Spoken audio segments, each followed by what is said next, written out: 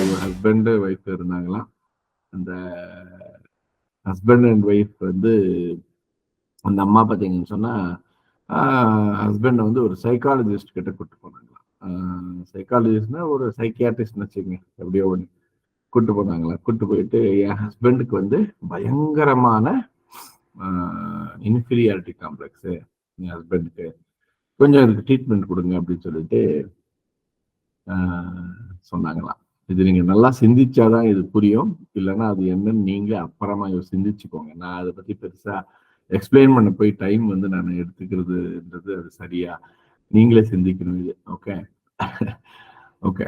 அப்ப பாத்தீங்கன்னா டாக்டர் அப்படியேம்மா சரி ஓகே அப்படின்னு சொல்லிட்டு 2 பேரையும் உட்கார வச்சு ஒரு 5 நிமிஷம் பேசியிருக்காரு. அதுக்கு அடுத்தது அந்த அம்மாவை வெளியில அனுப்பிட்டு இவரை வந்து உட்கார்ந்து வச்சு ஒரு 10 நிமிஷம் பேசிட்டு மறுபடியும் அந்த அம்மாவை உள்ள கூப்பிட்டு டாக்டர் என்ன சொன்னாரா, அம்மா he does not have inferiority complex. நல்லா கவனிக்கணும். அம்மா he does not have inferiority complex, he is inferior அப்படின்னு சொன்னாரா. இது நிறைய பேருக்கு புரிஞ்சிருக்கிறதுக்கு வாய்ப்புகள் தெரியல. எத்தனை பேருக்கு புரிஞ்சிருக்குது எத்தனை பேருக்கு புரியல அப்படின்னு எனக்கு தெரியாது. இது ஒரு பியூட்டி. அவருக்கு இன்ஃபீரியாரிட்டி காம்ப்ளெக்ஸ் இல்ல, அவர் இன்ஃபீரியரா இருக்காரு அப்படின்னு சொல்லி சொன்னாரா. என்ன சொல்ல வர்றாருன்னா டாக்டர், உனக்கு தான்மா சுப்பீரியாரிட்டி காம்ப்ளெக்ஸ் இருக்குது, அவர் நியாயமா தான் இருக்காருன்னு சொல்லியிருக்காரு. உங்களுக்கு புரிஞ்சிருக்குதுன்னு நினைக்கிறேன் இந்த இடத்துல. ஸோ அதான் நான் என்ன சொல்றேன்னா, இந்த தலைமை பண்பு இல்லாத திறமை படைத்தவர்களுடைய நிலைமை எப்படி இருக்குன்னு கேட்டீங்கன்னு சொன்னா, எமோஷன்ஸை ஹேண்டில் பண்ண முடியாது. எப்ப அமைதியா இருக்கணும், எப்ப என்ன பேசணும், யார்கிட்ட என்ன பேசணும், எந்த மாதிரியான ஒரு ஒரு முடிவு வந்து எப்ப எடுக்கணும், எப்ப வந்து பாத்தீங்கன்னு சொன்னா எந்த தருணத்துல வந்து என்ன வந்து நம்ம பண்ணா நமக்கு வந்து சரி, உலகத்துக்கு சரி. நம்ம வந்து பாத்தீங்கன்னா வார்த்தைகள் வந்து பாத்தீங்கன்னா சார், நம்ம வள்ளுவர் சொல்லாத விஷயம் எதுவுமே கிடையாது. நீங்க வந்து வார்த்தையை வந்து விட்டுட்டீங்கன்னா அது கண்டிப்பா அள்ள முடியாது. ஒரே ஒரு வார்த்தை பை மிஸ்டேக் விட்டீங்கன்னு சொன்னா நிறைய பேர் வந்து பாத்தீங்கன்னா டக்குன்னு தெரியாம ஏதாவது கெட்ட வார்த்தை பேசிடுவாங்க. என்னுடைய வாழ்க்கையில பாத்தீங்கன்னா சின்ன ஏஜ்ல பாத்தீங்கன்னு சொன்னா நான் வந்து கலாச்சாரத்தின் காரணமா சில கெட்ட வார்த்தைகள் பேசிட்டு இருந்த காலம் வந்து இருந்துச்சு.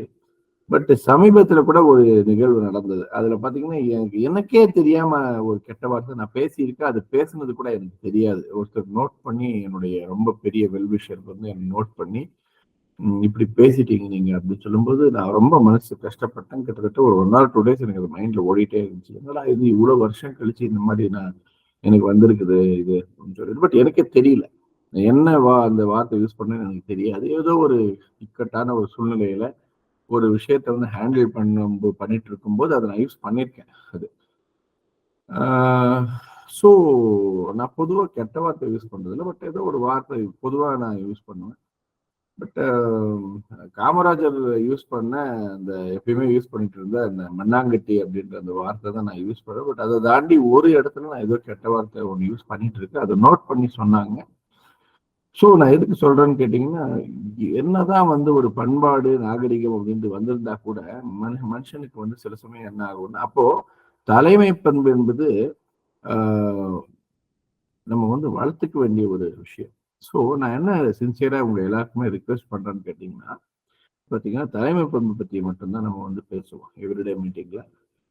தலைமை பண்பு பேசுவோம் அப்படின்னு நான் சொல்லும் போதே அதுக்கே 20-24 நிமிஷம் நம்ம எடுத்துருக்கோம். 20 நிமிஷத்துக்கு மேல எடுத்துருக்கிறோம். அப்போ தலைமை பண்புடைய முக்கியத்துவத்தை வந்து நம்ம வரணும், ரொம்ப இம்பார்ட்டன்ட். ஸோ இதுக்கு வந்து நீங்க வந்து MS உதயமூர்த்தி அவருடைய தலைவன் ஒரு சிந்தனை அப்படின்னு ஒரு புக் இருக்கு. தயவு செய்து நீங்க அதை வாங்கி படிங்க. எல்லாருக்கும் ரிக்வெஸ்ட் பண்ணி கேட்கிற விஷயம் இது வந்து எழுதிக்கோங்க.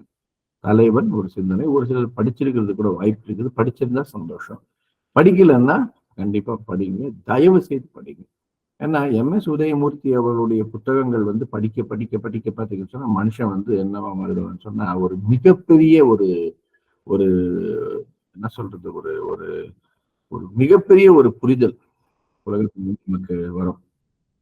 மிகப்பெரிய புரிதல் வாழ்க்கையை பற்றி நமக்கு வரும்.